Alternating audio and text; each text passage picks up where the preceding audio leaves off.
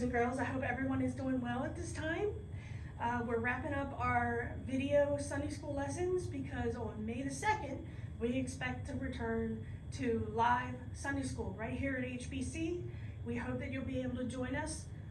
The teachers are all excited and looking forward to it. You've already seen some of the teachers that you'll have in this video. If you're in 5th grade, I'm your teacher, and my husband Dan will be joining us.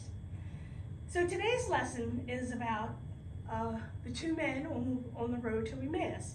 You can find the story in Luke chapter 24, and it takes place the morning of the resurrection. And the disciples had already heard from the women that they had seen Jesus, that they were told Jesus was alive, and Peter and John had already run to the tomb, saw the tomb empty with the linens just laying there, but no sign of Jesus. So now we have we don't even know if it's two men. All we know is it's two people. One of them is named Cleopas, the other one is not named at all. So it could be his wife, or it could be a friend. We just know it's two people. So starting at verse 13, it says, "Now that same day, that's the day of the resurrection, two of them were going to a village called Emmaus." Now, and if you look on the map here, you can see that Emmaus is about 7 miles northwest of Jerusalem. And to give you an idea of how far that is, that would be like if you walked from here, HBC, to the Manchester Fire Hall. That's about 7 miles. Can you imagine having to walk that? I said, we just don't walk anymore. But that's what they were doing. They were going from Jerusalem to Emmaus. Now, as any two people would do, they're talking. Verse 14 says, they were talking with each other about everything that had happened. As they talked and discussed these things with each other, Jesus came up and walked with them. But they were kept from recognizing him. And we don't know why or how. We don't know if God just put sort of a veil over their eyes, that they didn't recognize Jesus, or somehow Jesus looked different. We don't know. But Jesus comes along, and he says, "What are you discussing?" He asked them, "What are you discussing together as you walk along?" They stood still, their faces downcast.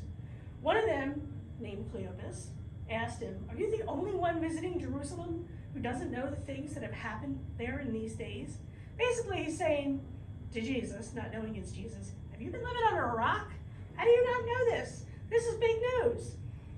But Jesus says, "What things?" "About Jesus of Nazareth." They replied, "He was a prophet, powerful in word and deed before God and all the people. The chief priests and our rulers handed him over to be sentenced to death, and they crucified him. But we had hoped that he was the one who was going to redeem Israel." What he's really saying is, we thought Jesus was going to get rid of these Romans and save us from their oppression. They still didn't get that Jesus had to die for them. He wasn't coming to save them from political oppression. He was coming to save them from sinful oppression. So without that, nothing else was going to happen. But they thought, Jesus is going to do that, but he didn't. So then Cleopas continues, "What is more, it's the 3rd day since all this took place. In addition, some of our women amazed us. They went to the tomb early this morning, but didn't find his body. And they came and told us they had seen a vision of angels who said that he was alive. Then some of our companions," and we know that's Peter and John, "went to the tomb and found it just as the women had said, but they did not see Jesus." Then continues, "He, Jesus, said to them, 'How foolish you are, and how slow to believe all that the prophets have spoken. Did not the Messiah have to suffer these things to enter his glory?' And beginning with Moses and the prophets, he explained to them what was said in all the scriptures concerning himself."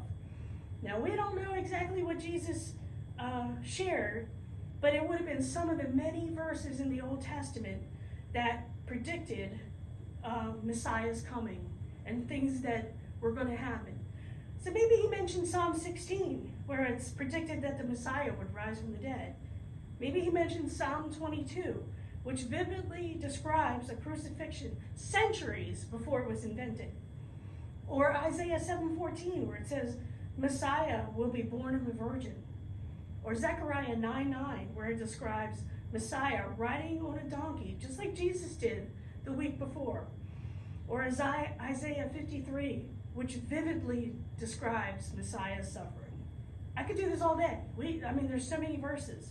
At the end of the video, you're going to find a list of some Old Testament verses and their New Testament fulfillment. So make sure you stay tuned to check that out. So, the story continues in verse 28. As they approached the village to which they were going, Jesus continued as if he was going further. But they urged him strongly, "Stay with us, for it's nearly evening. The day is almost over."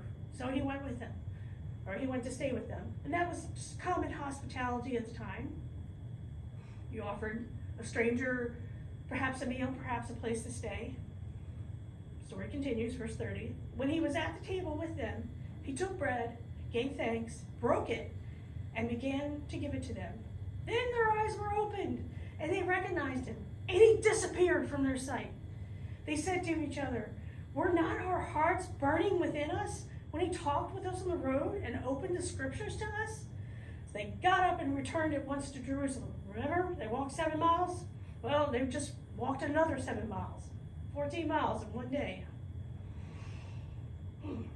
There they found the 11 and those with them, assembled together and saying, "It's true.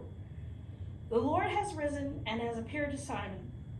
And then the two told what had happened on the way and how Jesus was recognized by them when he broke the bread. So that's the story of the two on the road to Emmaus in the very first Bible conference. Because you know what? That is what it was when Jesus explained things from the Old Testament to his friends on the road. Well, I would have loved to have been there just to hear what Jesus had to say to these people. Our memory verse for this week is Romans 5:8. God proves his own love for us is in that while we were sinners, Christ died for us. So I hope you can memorize that. It's always good to have scripture in your heart. Hope you've been memorizing some other verses. And don't forget, May the 2nd, live Sunday school starts again right here at HBC. And hang around at the end of the video for some of these verses and their fulfillment in the New Testament. Bye.